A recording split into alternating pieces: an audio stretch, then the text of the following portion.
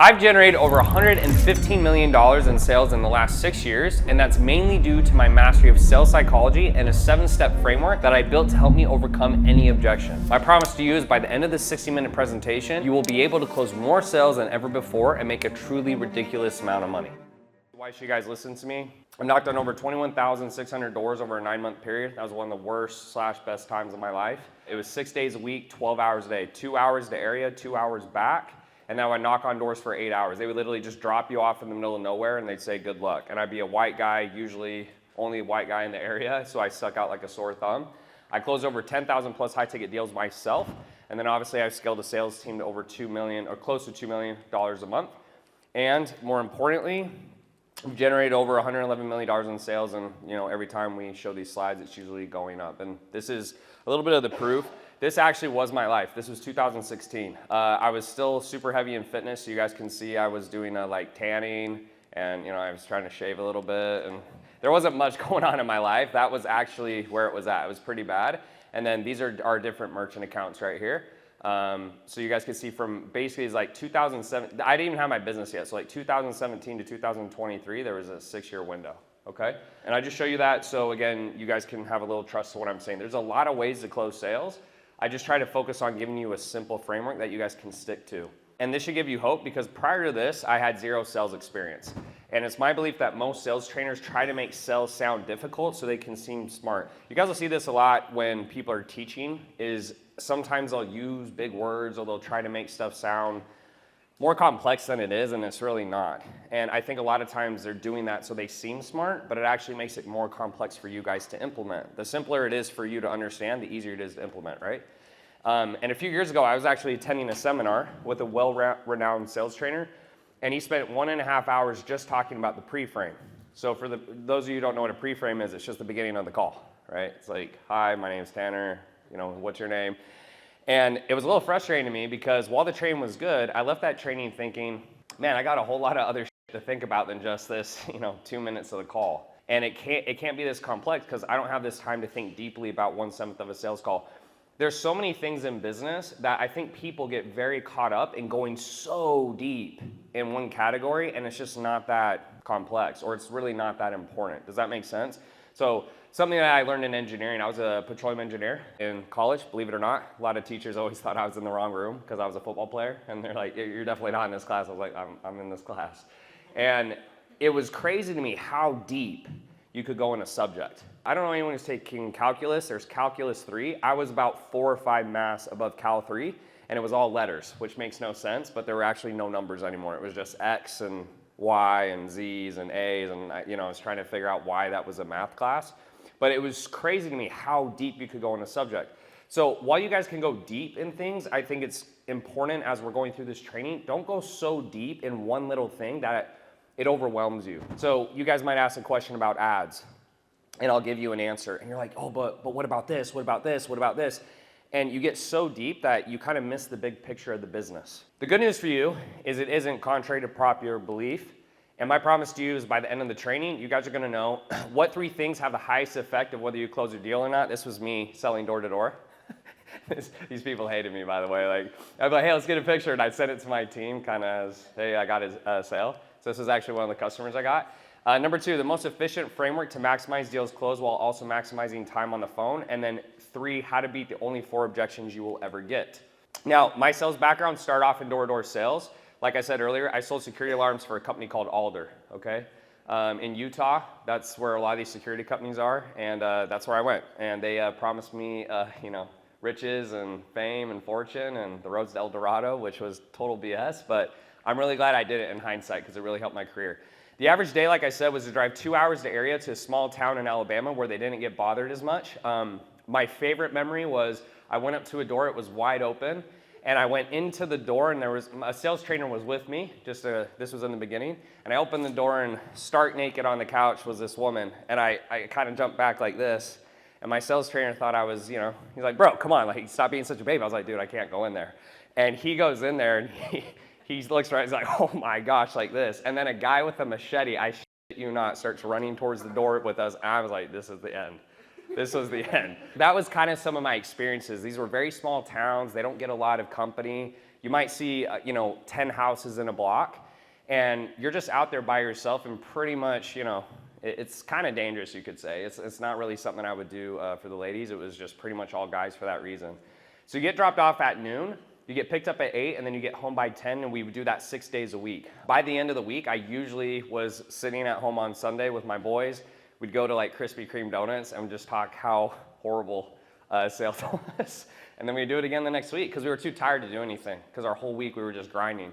And I tell you guys this so you can understand how much time per week I was spending trying to sell. My entire life at this point was sales. And when I first started doing sales, I remember I focused heavily on the features and benefits of the alarm, like most people do. So when we went into sales training, I was really trying to figure out how these alarms worked and how the police was called and the fire department and all these things that I thought people actually care about. So where they put it in the house, like I said, the police department, the fire department, what type of technology it used, the warranty, and guess what? We probably all know the answer. Nobody cared. And I didn't understand that. That took me a long time to get. Who here remembers, by raise of hands, The Wolf of Wall Street, right? Anyone seen that movie? Okay. It's not really allowed in my house, but I've watched a lot of rated R movies. My mom and dad would be cringing, but I watched that movie. I thought it was hilarious at a lot of parts, but there's a part in the movie that they don't actually have, but it's in the book. There's a book about The Wolf of Wall Street. And in the book, it's the sell me this pen, right? So in the movie, at the very end, Jordan is sitting there, he's like, sell me this pen, but they don't actually show what he says. But there's a book where they actually do. And in the book, Donnie, his right-hand guy, he basically is doing it for Jordan. So Jordan is sitting next to a new sales rep, and he says, look, I'll show you how it's done. And Donnie goes, so Jordan, how long have you been in the market for a pen? And Jordan goes, well, I haven't been. So Donnie responds, and he takes the pen and throws it at him and says, well, F you, and you can keep your stupid pen. Now, when I read this book, I realized why door-to-door sales is so hard. It wasn't because I was bad at sales. It was because I was trying to sell alarms to people who didn't want alarms. You guys get that? So I thought there was something wrong with me. I was like, man, I can't sell anyone. But I was actually really good. I was trying to sell stuff to people who didn't like me. They didn't know me. I wasn't supposed to be there. They were going other places. They don't know why I'm knocking on their door. Just anything you can think of. To this day, when I get a door-to-door salesman, I get a little bit annoyed. And I've even been one, so I understand where they're coming from, but what's the first thing you usually do when someone gets on the door? Oh, hey man, no, I'm good, man. No, like I don't want it. Like, it's that type of reaction, right? Which takes us to point number 1 to selling over 100K a month in 2025. Only sell to people who want what you're selling. Okay, this is a key thing. If you only sell to people who want what you're selling, you're gonna make a ton of money. It sounds so simple, but you'll see people do the opposite all the time. Rookies sell to customers who have no interest. The veterans sell to the most interested buyers to maximize cash collected and optimize efficiency. So sure, you can sell door to door to learn skills and get better. I highly recommend it. If any of you guys really want to get good at sales, go up to Utah, be a commission-based salesman, do it for 3 months. I guarantee you'll be way better at sales and your mental fortitude will go through the roof. Because it's the hardest thing in the world to walk up to a door, pure silence, and you knock, and then they're looking at you. Your heart's beating as they get closer, and they open, you're like, It's hard because you have to learn to really manage your emotions and have a high emotional IQ. But the second I stopped door-to-door sales and switched to an online business, I went from averaging 1 deal a day with a $500 payout to 3 deals a week at $3,200. Okay, and it just went up from there.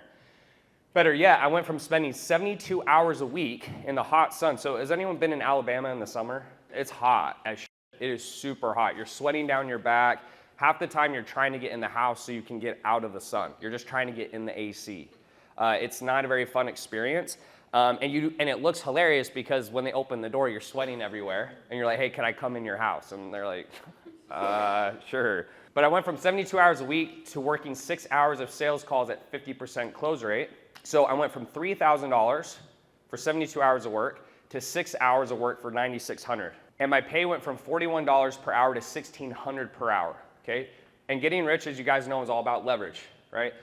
Yes, hard work is involved. I'm one of the biggest proponents of hard work, but there has to be leverage involved. If you sell to interested customers, you will magically become better at sales. So the first point, I just want to drive this home, only sell to people who want what you're selling, okay?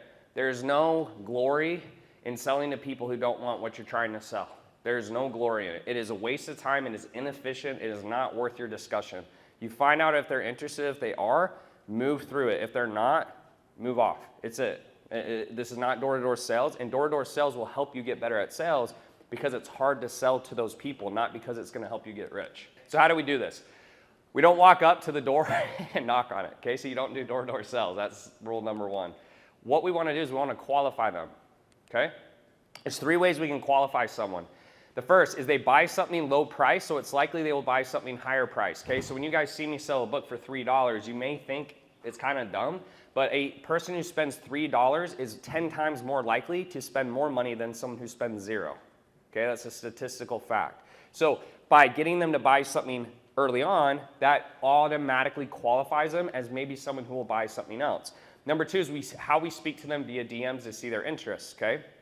That's why we spend so much time with you guys on how to talk in the DMs. The goal is not to skip steps, it's to go as fast and efficiently as possible, okay? So if you take 20 DMs to qualify someone and I take 6, I'm getting 3 times more output than you. Most of you guys have inefficiency problems. A lot of you guys work pretty hard, but you're so inefficient, which is why you get frustrated, because I am 4 or 5 or 6 times more efficient than you. So a lot of you guys, what you need to work on is get more efficient. It's not working harder, it's really being able to see, okay, this person is interested in move. This person is not, move away. Okay? Does that make sense? Number 3, we have them fill out an application prior to the call. So if you go out and ask, oh gosh, we had to throw in a relationship analogy. Sorry, I forgot this was in here. So if you go out and ask 10 married women on a date, your closing percentage might be pretty low. Okay? Unless you're in Miami, it is a toss-up. Okay? Kind of kidding, but not really. But it's a toss-up. But the point I'm trying to make is you have a better shot asking 10 single women than 10 married women, agreed? Okay? Why is that? I mean, we all know why it is. It's not crazy to think that through. So why would you think selling a service or product would be any different? I see this happen all the time. You know, well, Tanner, they don't seem like they really want to lose weight. I'm like, then why are we talking to them? Now, there's a difference between objections, and we'll go through some examples. There's a difference between objections and not being interested, right? But if someone really isn't interested, if I say, hey, you trying to lose weight? Not really. Okay, so you don't really care? Not really. That is not a good sign, because you don't want to try to sell to someone who's not interested. It's too hard to overcome. That's door-to-door sales. Door-to-door sales, you're selling to people who do not want what you're selling, okay? We're trying to sell to people who do want what we're selling, which is why it's easier and it creates more leverage, all right? So only sell to interested buyers, and if you need help learning how to qualify properly, there'll be a link below this video showing how to do that. That takes us to point 2 of 3, all right? Number 2 is just try to help, okay? Just try to help. When I did my first sales calls, I was pretty clueless about call structure and what to say. So when I went from door-to-door sales and I switched to online sales, I didn't have a lot of sales training in that regard. Door-to-door sales is very different. Just so you guys know, let me I'll walk you through my door-to-door sales pitch. So we had an iPhone, and we were able to look up people's names. And so what I would do is I would knock on the door and I'd say, hey, are you Mr. Smith? Because I already knew his name. And by doing that, they're kind of like, okay, how does this guy know my name? I was like, hey, Mr. Smith, my name's Tanner. I'm with the crime prevention unit in the area. You've seen all the crime on TV going up recently, right? And I'm giving him all the signs of like what I want, right? So I'm like going like this, and he's like, you know? I'm like, yeah, right? And so I was like, so the reason I'm in the area is, I don't know if you've seen this, but the FBI shows that by having one of these signs in your yard, and I'd have a little pamphlet, I'd say you're 60% less likely to get broken into, right? I just wanted to see if you're cool if we could put this in your yard. They'd always say yes. And I'd say, cool, awesome. I just need somewhere to sit down real quick to fill out this form. Can I come in? And I would just start walking in the house. That was actually my go-to, because I couldn't sell people on the door. I had to get in the house. So I'd make an excuse to get in the house, and then I would go into my pitch, okay? But when I did my first sales call, I didn't really know how to do it, because I hadn't been trained on sales specifically in online sales. So I did the only thing I could think of, and I just tried to help, right? Well, what are you looking for? Like, you know, what's the issues you're having? And by the end of the call, although my structure was awful, the person bought. Okay, now why did they buy? I like to think because they could tell I was trying to help and not trying to make a buck. Life is pretty simple, and I went over this yesterday. If you simply do the opposite of most people, you'll get what most people don't have. Guys, anytime I'm having an issue in life, I probably should do this more often, Thanasi would say, but anytime I'm having an issue in life, I just think, what do most people do? Okay? This works in any area. And I know sometimes I'll make funny jokes, but again, if you're thinking about how do most consultants sell their stuff? They sell it this way. Okay, can I do something opposite of that? Okay, how do most people approach dating? Okay, can I do something different than that? Why? Because people will see the same things over and over, so they get immune to it, right? It's not that big a deal, okay? If you give someone flowers 10 times, it's at the 11th time is not that special. But if you know most people are doing that, you can do something opposite, it sticks out in people's brains, okay? It's a very simple concept that has really helped me in my life. So most people on sales calls, they're not trying to help, they're trying to make a buck. Makes sense, right? Most people on sales we're trying to close people. Why? We want to make money. So if you know that most people are not actually trying to help and they're just only thinking about themselves, it would make sense if the other person feels that you're thinking about them and you're trying to help them, that they're going to be more open, right? Because they're going to go, wow, this is different. You know, most of the times when I talk to people, they're just trying to close me, but you actually seem like you give a shit. Okay? Now you have two ways to do this. You can actually give a shit or you can fake it, right? But I think it's easier when you actually care. You actually try to help someone and give them what they need. So what would you say differently to someone if you were only trying to help or give advice? So an easy way to do this, and it's easier when you make more money. I'll be transparent. When I was in the beginning and I was broke, it was difficult because I needed the sale, right? I was like, man, I got to make this sale. As I made more money in my business, it got easier because I didn't need it, right? But if you guys can genuinely go on the call and you're not desperate and you just try to help, you're going to have a lot better result, okay? So if you were not getting paid for it, the way to think about it is, would you care ultimately what they did? When you guys ask me for advice here and I'm giving you advice, I'm going to tell you what I think, but ultimately it's like, yeah, like if you don't want to do it, don't do it. That builds more trust with people, right? Because they're like, man, he doesn't seem to care, but he seems pretty sure in what he's saying. The more people push and they're like, you got to do it, you got to do it, you got to do it, the more distrust begins. So just try to help them the best you can and do the opposite of what most people do. If you just try to help, you're going to make a lot more money, okay? So this is a skill you have to learn over time. But I think for me, and I'll give an actual example of when I got to this point, when I first started online sales, I didn't know how to qualify, okay? So in door-to-door sales, it's the same thing. You're knocking on a bunch of doors, you're wasting a bunch of time. When I did online sales, I was taking every single sales call. Okay, so let's say I had 10 people book a call, I took all 10 calls. I didn't learn till later that probably most of the calls you shouldn't take, right? So I was taking these calls and I wasn't closing, I was getting super frustrated. And I didn't realize, again, I'm thinking, man, why am I not closing these calls? But really, they just weren't qualified. But eventually, because I was getting so pissed off, I just got on the call and I was like, whatever, dude, I don't even care if this guy buys. Like, genuinely, because you're getting so upset. And then the more I did that, it felt like they would close easier. And I'm like, oh, okay, so the less I seem to care to want their money, the more they seem to want to give it to me, okay? That's just human psychology. So that's number two. And then finally, number three is you stop caring so much. So early in my sales career, and I think this was a story I just told you guys, early in my sales career, I was having a really bad day and I was trying to close deals, but it felt like the more I pushed, the less other people wanted what I had to offer. And eventually I got so frustrated that finally I was looking at it, I was in a customer's home. This was when I was doing door to door. And I said, look, I don't care if you buy or not, and you guys have heard me say this, right? This is the push-pull technique I started to learn, but I wasn't doing it at this time, I just was frustrated. I just said, look, like, dude, I don't care if you buy or not. I know this can help you, but I can't make the decision for you, so what do you want to do? Because I just wanted to leave his house, okay? And ironically, once I did that, he bought, and I couldn't believe it. I'm thinking, I've been trying to push this guy for 15, 30, 45 minutes to buy, and he wouldn't buy. And finally, I was like, look, dude, I got to go. I don't really care, but it'll help you. What do you want to do? And then he bought. And take a dated example again. What guy is more attractive, okay?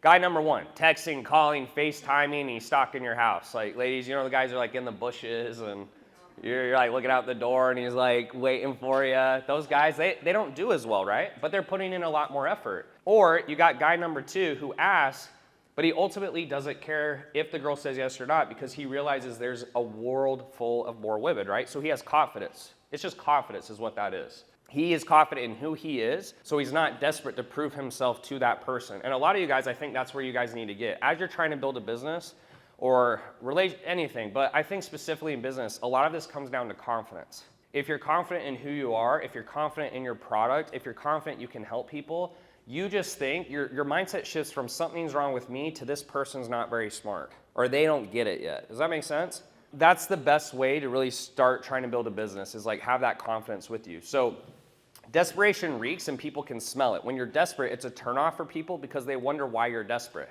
That's the reason desperation doesn't work. They're thinking, man, if this guy, is normal and fun, why is he so desperate to go out with me, right? Or why is he so desperate to sell me this thing? If he's that good at what he does, he should have a lot of customers. That's what they're thinking.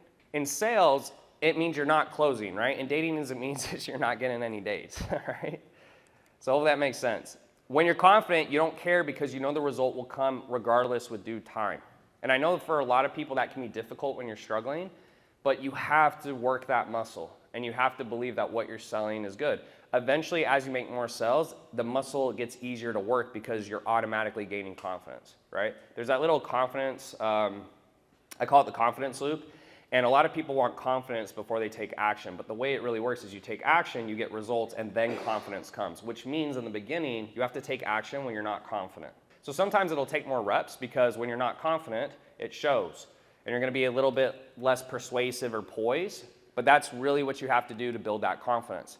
It's hard to not care when you're broke, and that's what I was trying to say, but the less you care, the more sales you're gonna make. So 3 key things to remember psychology-wise. If you want to get better at sales, these are just 3 simple things you guys can do. Qualify prospects and only sell to the best ones. Try to be helpful as if you're not getting paid. And then number 3, be confident and don't care if they say yes or no because there's always more fish. If you have those beliefs, you're going to sell more regardless of what sales script or sales trainer tells you. So we covered 3 mindset shifts you need to make if you want to excel at sales, but now let's get into more structure. Okay, so here's where the structure is going to come in. This is where the sales scripts, the pitch, the objections, the things that some of you guys are looking for that's a little more tactical. Now I think it goes without saying there's a lot of ways to do something. So I'm not debating if there's other ways to do a sales call, all right? I get a little annoyed as I've gotten more experience in business and I've paid for coaching and consulting is, people will just say, this is the best way to do it. There's a lot of ways to do it. But I do believe you should have structure, all right? If you go and you start listening to too many people and they all have different structure, it's worse than if you just pick one person and you follow that structure all the way through. That's my belief. It's what works best for me. So what I'm going to show you guys is what has worked best for me. So this is the initial part of a sales call is structure. Okay, so it's the intro or pre-frame. This is very simple to me. I just get them on the call and I let them know what's going to happen, all right? Again, I know you guys will giggle, but the analogy for a date. If you tell them what's going to happen before the date, there's no surprises. If you tell them during the date, it may not go well, right? So you say, hey, I'm going to pick you up at 6, I'm going to take you out, we're going to go to dinner, after we're going to go to the movies, then we'll go back to my place or whatever you want to say, okay? Because then they know what to expect and there's no curveballs. That is the best way to start a sales call. Hey, I'm super glad you're on the call. We're going to go through what your goals are, what you're struggling with, what you tried. At the end, if you feel it's a fit, you'll have an opportunity to work with me. If you don't feel it's a fit, all I ask is you can tell me no. Does that sound fair? It could be that simple. Expectations, okay? You want to make sure you set the expectation. You tell them exactly what they're going to get. You don't want to throw any curveballs. Number 2 is then going to be the discovery. Now, people get really crazy with discovery. The whole point in discovery is if you didn't have a script in front of you, what's the point? The point in discovery is to understand what they need and to figure out how to get them to make the decision, all right? So things I like to usually ask in discovery, this is for business consulting, but you can move it for whatever your offer is. Obviously, I'm going to ask what the goal is. That's pretty basic. What's the goal? What's the struggle? What have you tried? Have you ever worked with a coach? Have you ran ads before? What's your experience in sales? What's your support system like? The reason I'm trying to ask this is I'm trying to have a basic understanding of where their business is at. The more I understand where their business is at, the better my advice can be. If you guys came and said, Tanner, what do you think I should do? And I said, well, what are your numbers? Like, I can't tell you that. What do you think I would say? I'm like, I don't know what to tell you, okay? You're not going through and just asking questions that a sales trainer told you to ask. You actually want to understand the situation. Why? Because if your friend came to you and said, hey, Tanner, I have cancer. I'm like, dang, dude, I'm really sorry to hear that. Like, he's like, what do you think I should do? I was like, well, what do you want the outcome to be? Do you want to try to fight it? Do you not want to try to fight it? He's like, yeah, I want to try to fight it. I'm like, cool, did you go to the doctors yet? I'm going to ask questions to understand what he's done before I give my advice. If you give advice before you understand the situation, that's dumb because it's not going to be good advice. So that's the first part is this, okay? The next part is that I'm trying to force a decision on the call. You can't make people do stuff you don't want them to do. But if you think about it, what's the objective of a sales call? I want to get their money. I want to get their money, right? Is anyone on here to I just want to talk to them and not get any money? No, we're at the end of the day, you want to help, but I'm trying to get the money. I want the credit card, and I'm not trying to waste my time, okay? I'm not trying to do 2 callbacks and follow-ups and meet for coffee. I'm not trying to do it. I'm like, dude, I got shit to do, and I'm trying to make money. So questions I'm asking is, hey, so, John, why today, not in a year? Why does it even matter? Hey, why do you care? If they don't care, they're not going to move forward. I got to fight that objection. So if he's like, well, I don't really care. I'm like, okay, then why are we on this call? I need to figure that objection out. And then I'll say, hey, are you ready to move forward today if it's a fit? What would make this feel certain for you? They're telling you what they want you to say. Do you guys get that? If I go to someone and I'm trying to convince them to be my friend, okay, and for whatever reason, let's say they're a famous person, and they're like telling me, yeah, dude, I get really sick of people using me all the time and all this type of stuff. They're telling you what they want. They're saying, don't use me. Do you guys get that? So it's easy when you ask these questions because they're like, yeah, it's not that important, or, it is really important. And so they're telling you exactly what they want you to say during your pitch. That's the point of discovery, okay? That's why sometimes people are like, man, you really get me, Tanner. I'm like, you told me what to say. Next one, how much money have you lost out not by taking action? Why is this important? Why do you think I asked this question? I asked that question because I go, well, you haven't taken action for a year. So if I got you to $10,000 a month and you're at zero, that means you've lost out on $120,000, right? And I put a number to it, so it hurts. If you're asking, Tanner, how did you come up with these questions? It comes from the objections I get at the end of the call. When people give me objections not to move forward, what do you think I change? I change my questions, right? Because I don't want the objections at the end. A perfect sales call has no objections and 100% certainty, okay? And you should be asking the question to get the answer you want. So you don't convince people. Do you guys, I'm not super religious, but I believe in the Bible a lot of the prophets got killed because they're telling people they're doing stuff wrong. People don't like to be told they're doing stuff wrong, okay? If you've ever done that, trust me, it's not gonna work out well for you, okay? Don't tell your girl she's doing stuff wrong. You're like, you wanna be like, why are you cleaning the dishes like that? You might say, babe, hey, I really appreciate everything you're doing. I'm just curious, like, why do you wash the plates like that? Is there a reason behind that? And she'll be like, oh, blah, blah, blah. It's like, oh, okay, babe, that's actually super cool. I just, sometimes I do it in the circular motion instead of up and down because it gets the streaks better, but like, thank you so much, I love you. And then what happens is she starts thinking, maybe I should start cleaning the dishes that way. You put thoughts in people's mind. It's like Inception. You guys seen the movie Inception? Okay, Leonardo DiCaprio, that's one of my favorite movies. You ask questions that puts the thought in their mind. They think it's their idea, okay? You don't convince people by telling them they're wrong. Oh, you don't sign up for Elite CEOs, you're an idiot. You're so stupid.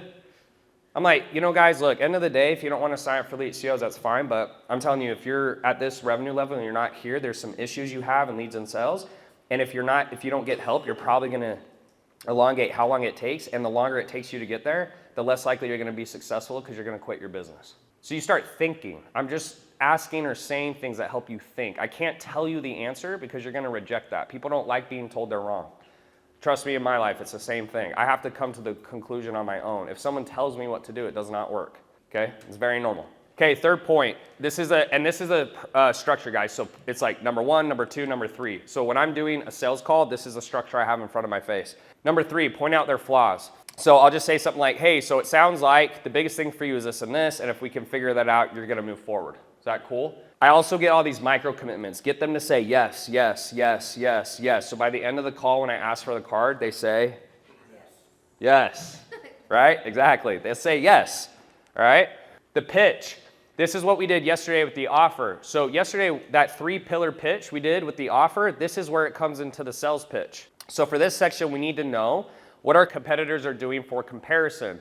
Most people assume that the prospect knows what good and bad looks like. This is incorrect. They do not. They are dumb. You have to think people are dumb. They don't know. When I started a business and I started consulting, I would tell people stuff and they're like, I don't understand. I'm thinking, how do you not understand? But I forgot I'd done 2 years of ClickFunnels and emails and Active Campaign and all these things.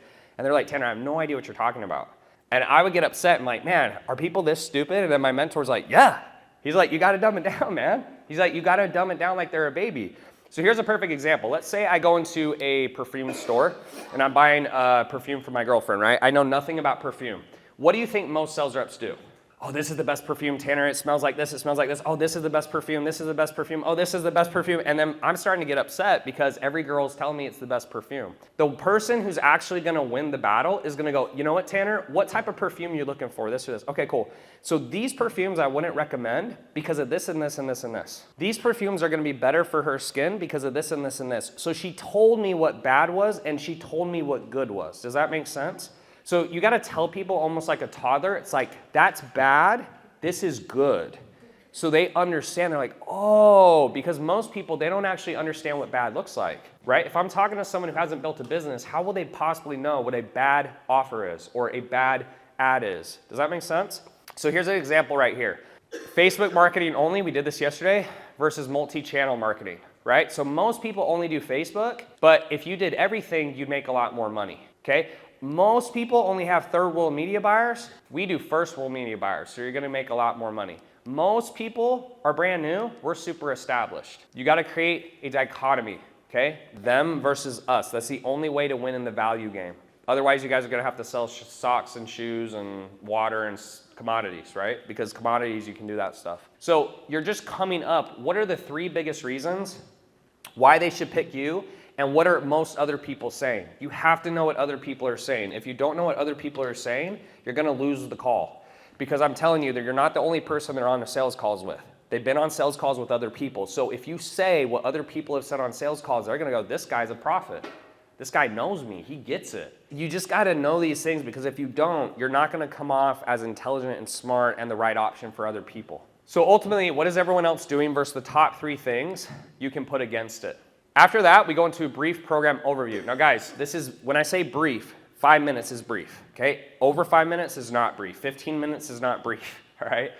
This is just so they understand what they're buying. People don't care what they're getting. They just wanna have a brief understanding, okay? So if I said, all right, in elite COs, most people do this, we do this. Most people do that, we do this. Most people do this, we do this. You ready to buy? Some people will go, okay, but I get that, but what am I actually buying? What are the deliverables? So this is just enough so they understand the deliverables, and you don't get an objection on that. It's 5 minutes. So it's look, when you come in elite COs, we give you this coach, here's the office hours, here's the automations, you get these things, and then we're gonna use those processes I spoke about earlier to implement that. Cool? Okay, very simple. Then we go into certainty. Certainty is very important. Why is it important? If you want no objections, you need 100% what? Certainty. You need 100% certainty. If someone is not 100% certain, that's why you get objections, because they don't know 100% if they should do it. So you have 2 frames here. You don't have to say it like this, but these are 2 frames just so you guys have an example. I could say, so now that you've heard everything, why do you feel this would be a fit for you? Okay? I like saying that. And they're gonna say 1 of 2 things. They're like, oh man, I think it's a fit because of this and this and this and this. That's high certainty. Or they're gonna say, yeah, I like some of it, which you should then say, oh, okay, you don't sound that certain. Why is that? Because we need to raise certainty before we drop the price.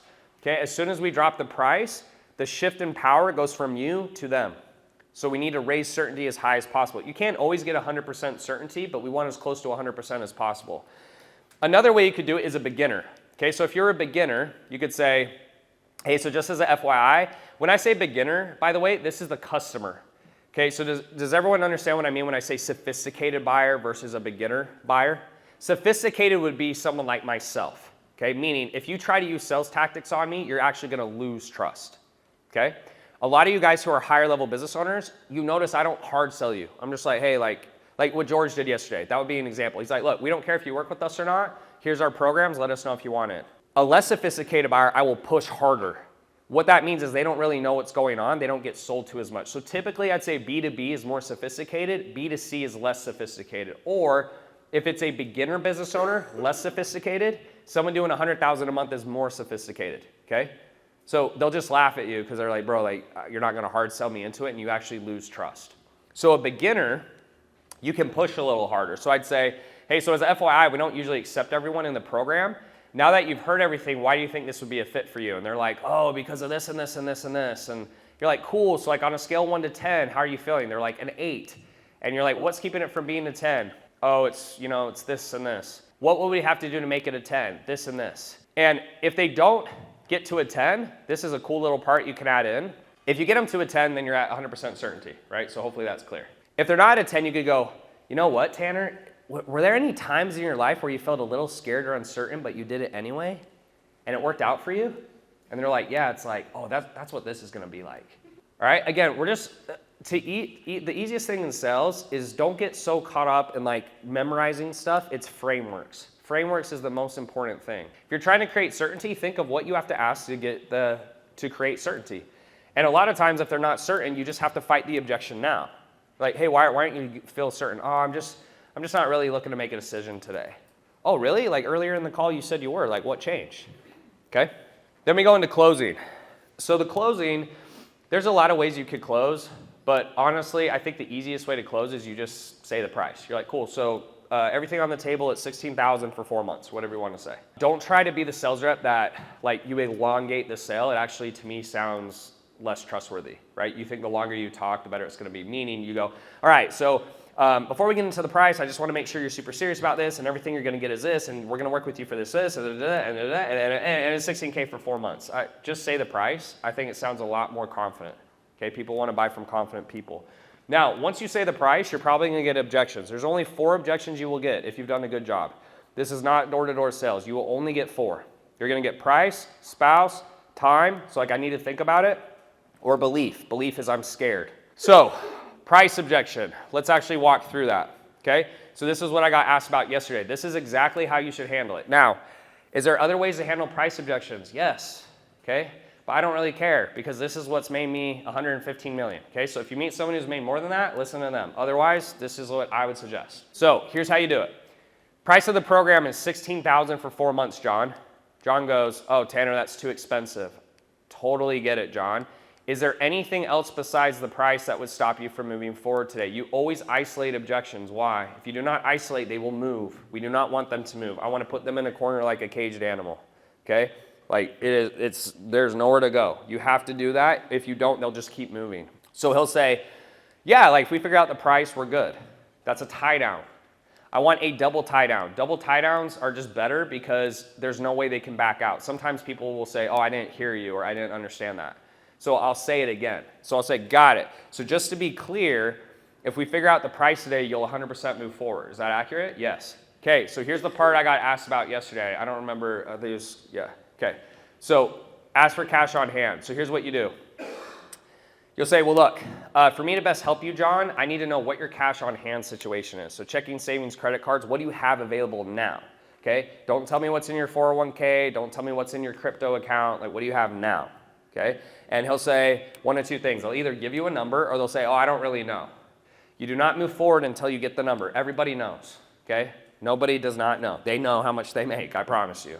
So I say, oh, got it. I'll just be super casual. I'll say, cool, what do you make? Like, what do you make in a month typically, and what do you spend? I mean, you probably make about the same amount every month, right? I got to get a number. So let's say in this case he goes, well, I have about $5,000, okay? Now, at this point, there's one thing I forgot to tell you guys and we have to do. You have to know what's the lowest amount you're willing to take for your program, okay? So everyone here, there's a number in your head that you know that if someone only had that amount of money, you would still take it. Okay, so what I mean by that is if your program was $16,000, but you had someone on the call and they said, dude, Tanner, like I want to do this more than anything, but I genuinely only have $5,000 in my bank account, and they screenshotted their bank account and they sent a picture and they only had $5,000. You have to know what that number is, okay? The reason I say that is because what most sales trainers are going to tell you guys to do is to try to raise belief, right? Or create more value. The problem with that is, yes, you could do that, but it takes a lot more energy, time, and effort. And to me, it is not a good use of time. And most people, if you get to this point, they're being truthful. You'll get a few people who lie, but most people, if you ask them, you're like genuinely, well, I mean, I want to help you. Like, what do you actually have available? They're going to give you an honest answer. So if someone only genuinely had $5,000, you can create as much freaking value as you want. They're not going to come up with $16,000. You guys get that? I also don't like when sales trainers use the Lamborghini example. It's like, this is not a Lamborghini, okay? It's like we can create like hypothetical examples that are not real, but it's bullshit. It's not real, right? Like, oh, well, if you sold a Lamborghini for, $250, they'd figure it out. It's like, okay, like that's not what we're selling though, okay? So let's just say, let's go back to the example. If you guys get lost, let me know. So this is a 16,000 program. Let's say I tell my sales team that the lowest they can sell it out is 5,000, meaning if the guy has less than $5,000, we cannot sell it. Is that clear to everyone? So let's say he goes, Tanner, I only have $5,000. So I say, got it. So look, typically the price of the program is $16K. Well, let's even back up. Let's say he says $2,000. What do you think I do at that point? Hey man, I can't really help you. The lowest we could go is like here. Is there any way we can figure that out? No, we can't figure it out. Bye. That's it. Done. You don't have to worry about it. There's nothing else you could have done. If someone genuinely doesn't have the money, there's no magical sales training formula from any sales trainer that's going to help you. okay? That's what they want you to believe is bullshit. Like, you're better on just moving on. If they say 5,000 and that's my number, that's my lowest number. So anything from 5,000 to 16,000, the team has a green light, sell it, okay? Does everyone know why you can do that in service-based industry?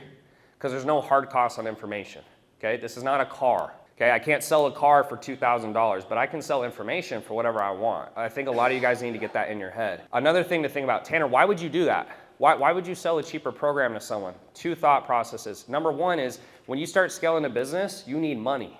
You got payroll, expenses, ads. Any money is better than no money. Number two, is anyone super religious? I'm not the most religious, but everyone's read the Bible to some extent, right? There's a parable or a story with Jesus where I think he talks about there's a widow and she doesn't have a lot of money and she gives everything she has in tithing. And then there's a rich guy who gives a lot, but he's a lot more successful, right?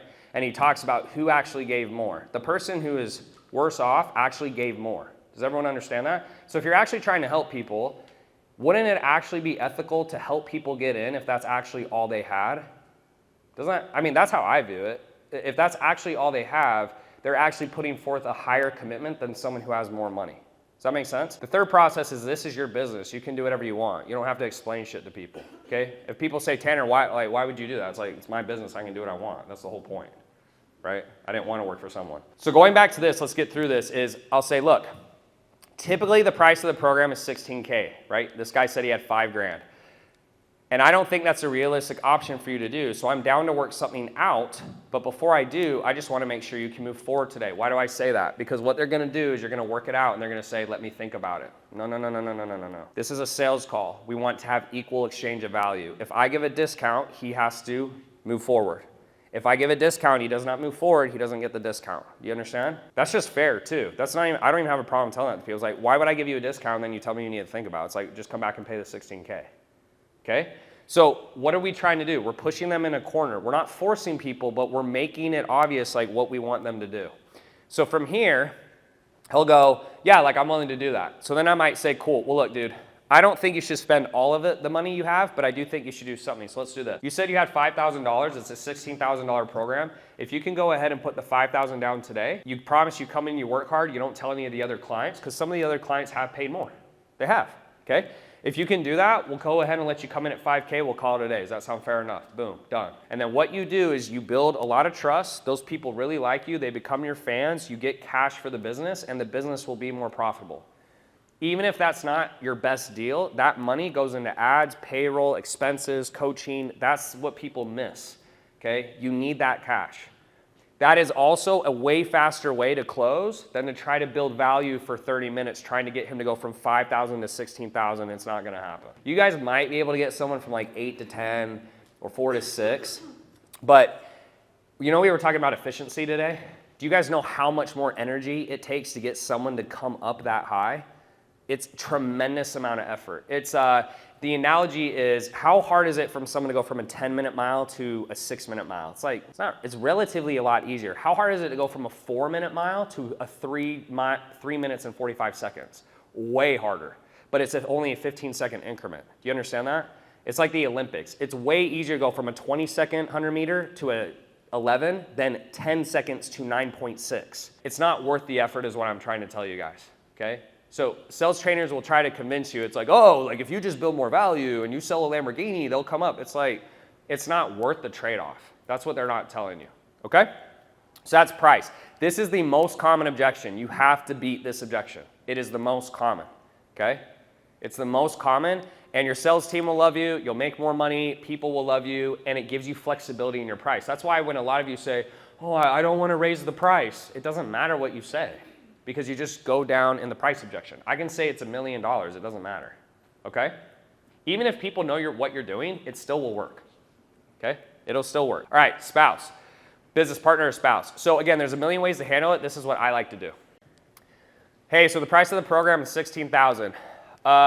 Okay, I just gotta talk to my wife. Okay, what are you gonna do if she says no? Well, I'd probably do it anyways. Then let's just do it. That's like 10% of the time.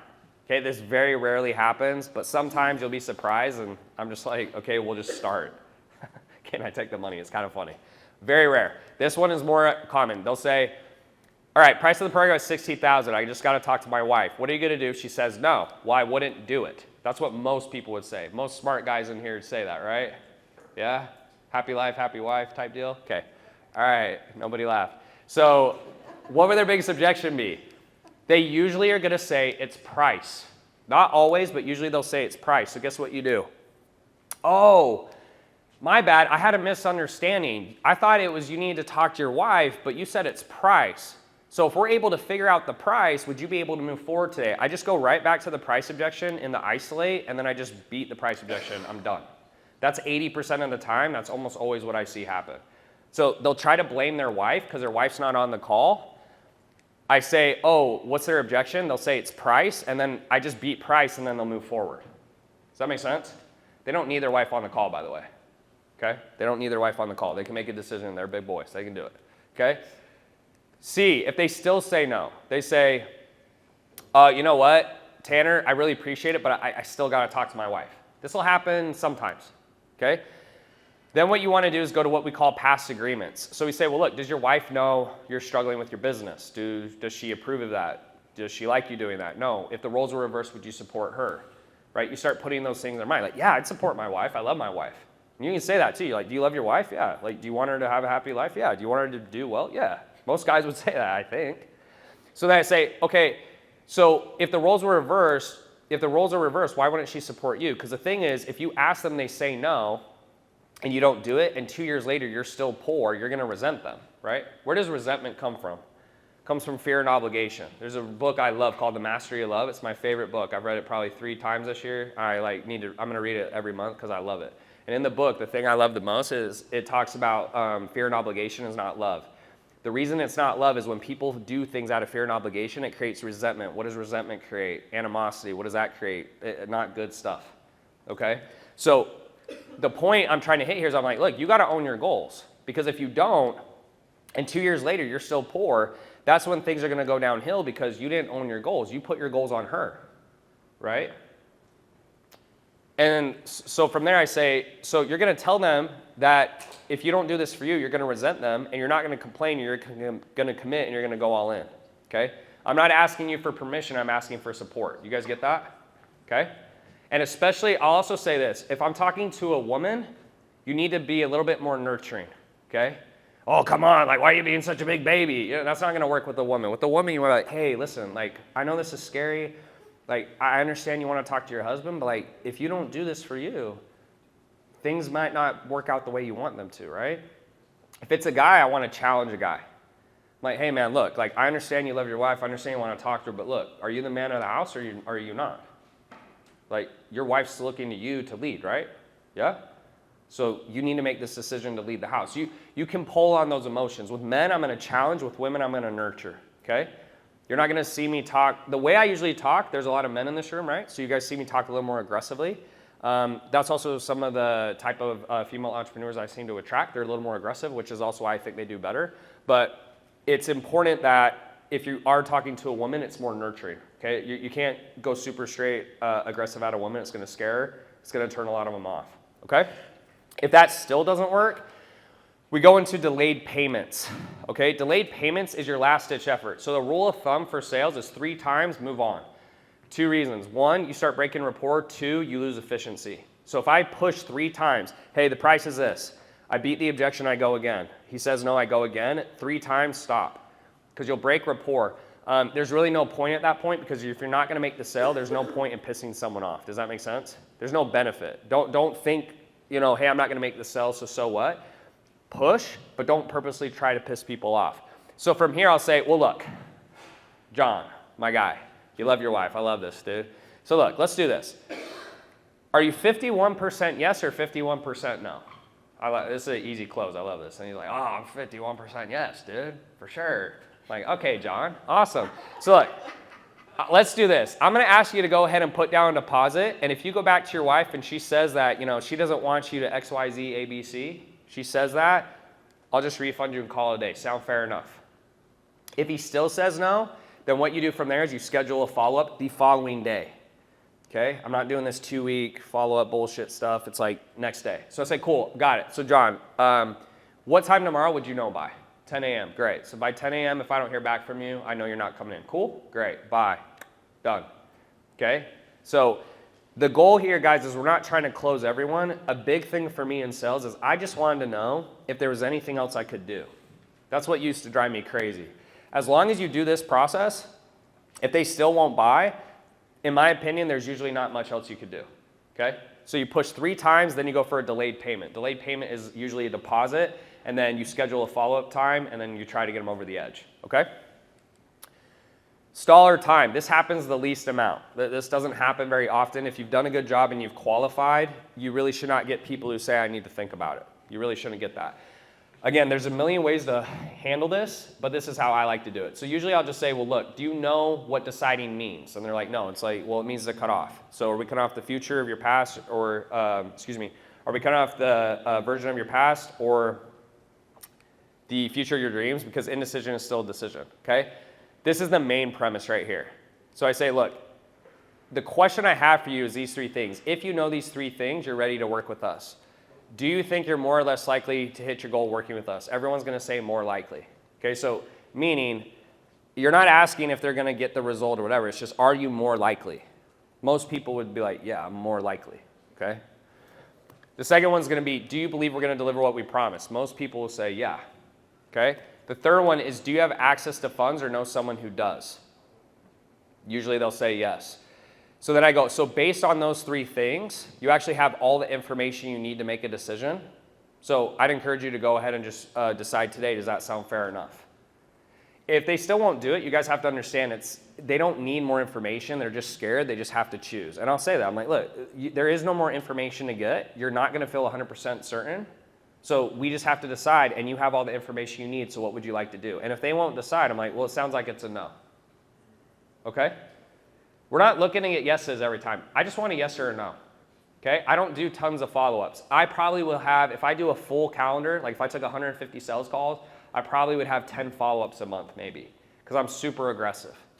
Okay? So follow-ups means they said no, I think they could come in later, so I'll follow up, even though it's unlikely they're going to come in. But most people, you got to get a yes or no decision. You don't want to have a super inefficient sales team. You need to get them to push for the gold. Okay? So that's time. This is the least common. I'd say in order, you're probably going to get price, then you're going to get belief. We're about to go through that. Then you're going to get spouse, and then you're going to get time, which is this one, okay? Belief is the second most common. Belief is I'm scared, okay? So this belief objection, the way I came up with it is I just thought about why are people scared, right? Why don't they think it's going to work? So that means, Tanner, I mean, it sounds amazing. It sounds like it's going to change my life, but like, I don't know, man. I don't know, bro. They're that type of person. So I just think, okay, well, what's the worst thing that can happen? Because that's why they're hesitating. They're thinking of the worst case scenario. So just ask, okay, well, what's the worst thing that can happen? What do you guys think they're going to say?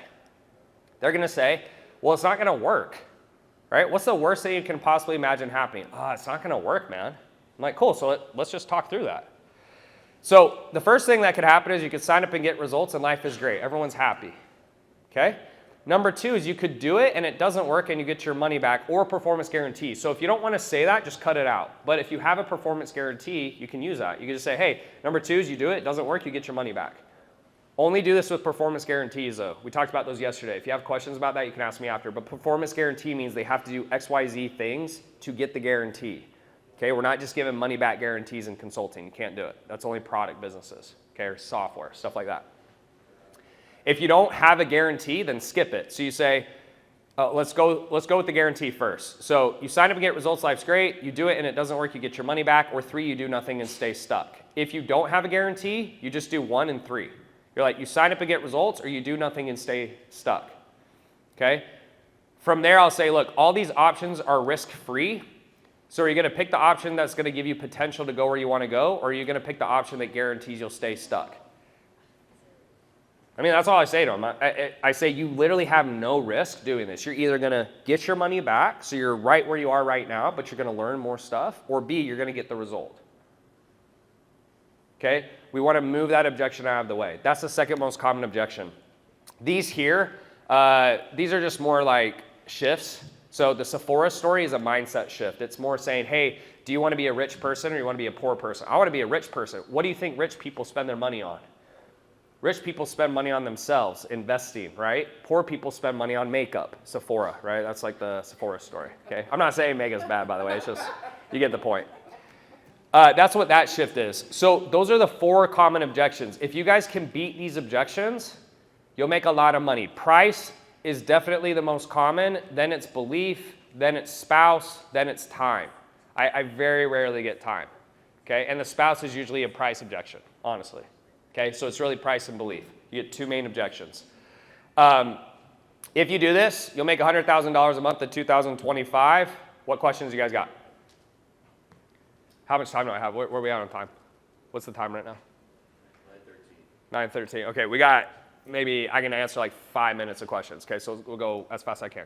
Yeah, we'll go quick. For the competitors, what if they're not looking at their competitors and then you bring it up and all of a sudden they're like, oh, maybe I should be thinking about other people?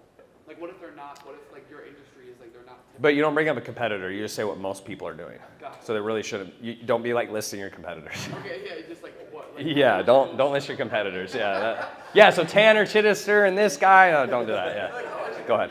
Yeah, don't do that. So what if you have multiple offers, like something more low ticket, and you can like downsell someone like at the end?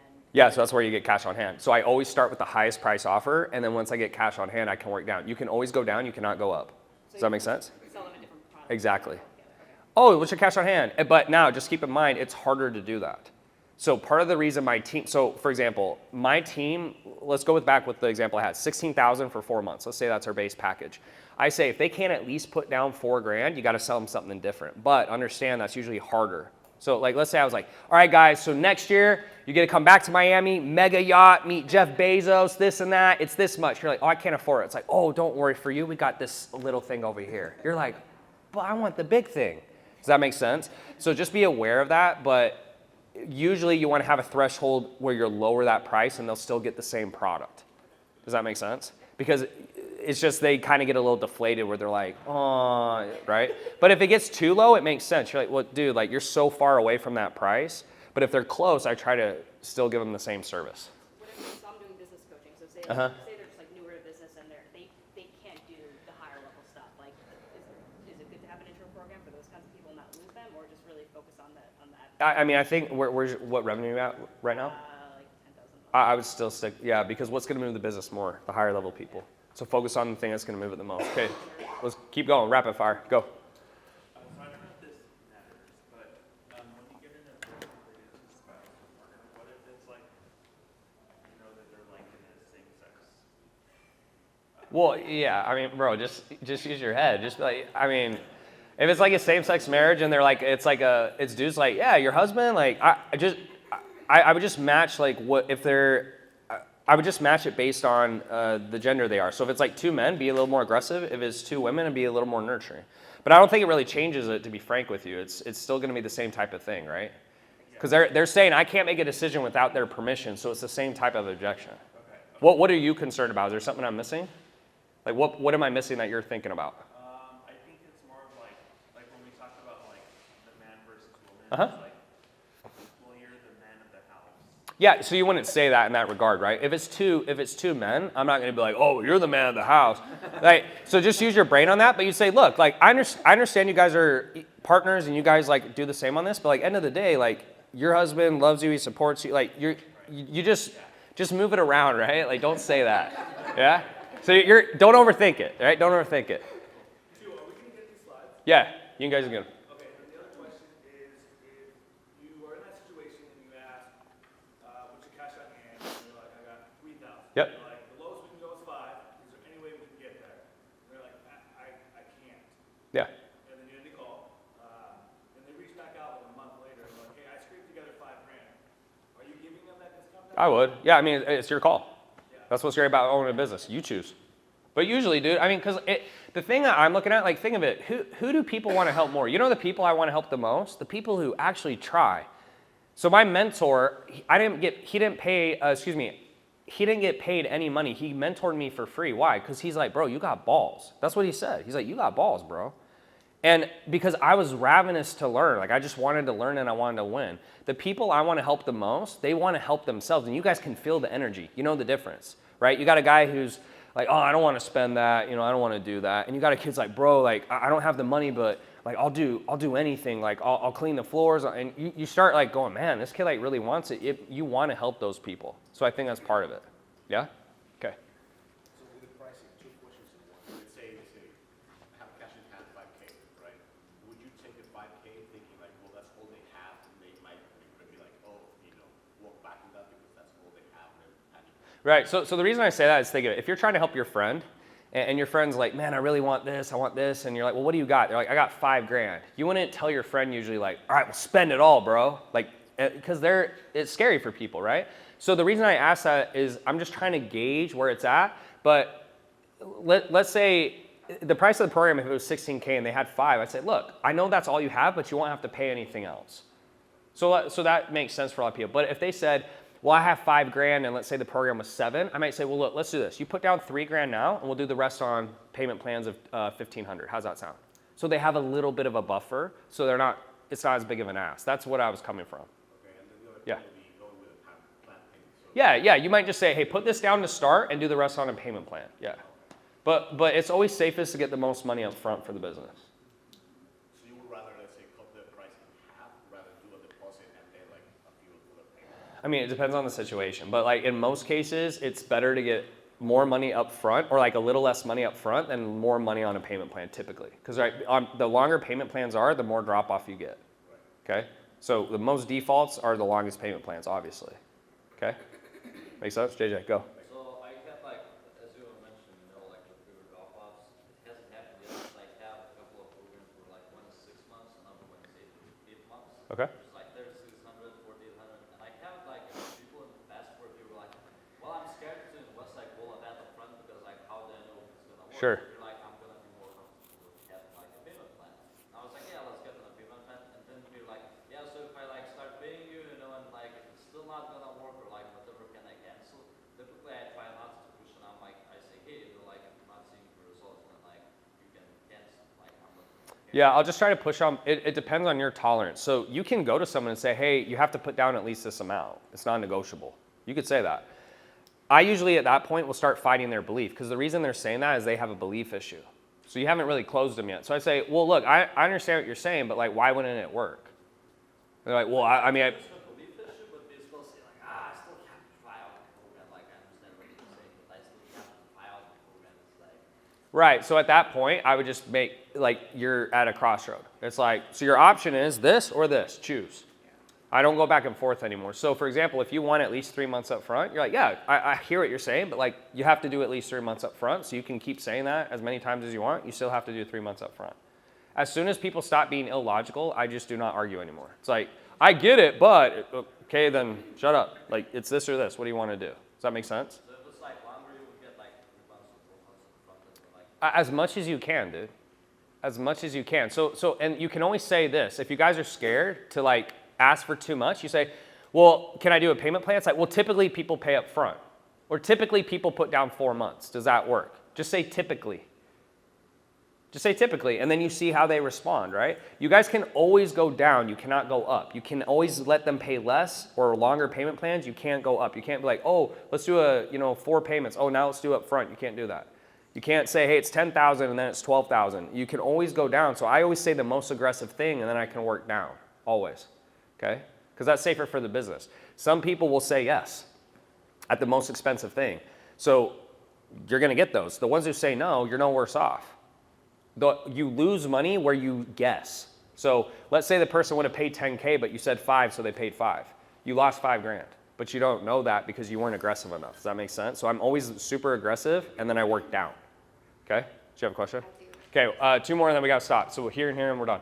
Go ahead. Real quick, so I've seen ads for things like coach financing where the clients qualify, and it's like a firm. Yeah, yeah.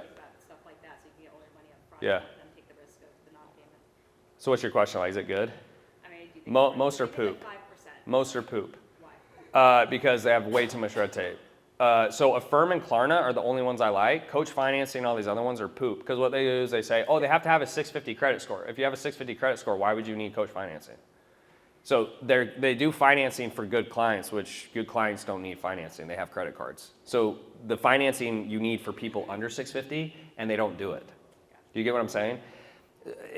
So basically, I've done so much financing because I get approached all the time. Most of the financing is garbage because I need financing for the 650 and under, not 650 and over. And all their financing is for 650 and over. So I'm like, why would I want to pay you X% when I can just get them in already?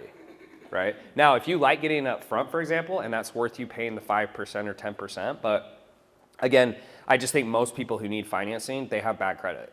So then the financing doesn't make sense. Okay? Timmer? Yeah, so for my offer, what if the parent has a concern around like the child not being able to stick to the whole program, like it's a 12 month? They're like, oh yeah, I don't know if they're gonna be able to stick like the whole 12 months. Same thing I said to him. What do you mean? Why wouldn't your child be able to stick with something for 12 months? Like, are you not going to make sure he sticks with it? Like, you can go back and forth with me. Like, you guys got to fight their belief a little bit. It's like, what do you mean? Okay? Guys, confusion and curiosity is how you get people to change their mind. Okay? I'm like, what do you mean? You can't get your child to do something for 12 months, you idiot?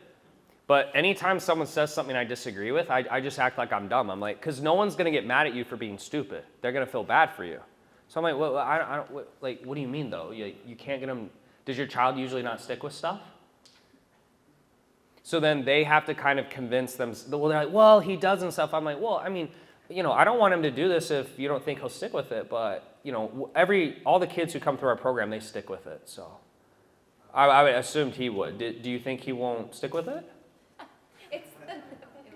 Okay, you need to have a curiosity framework, okay?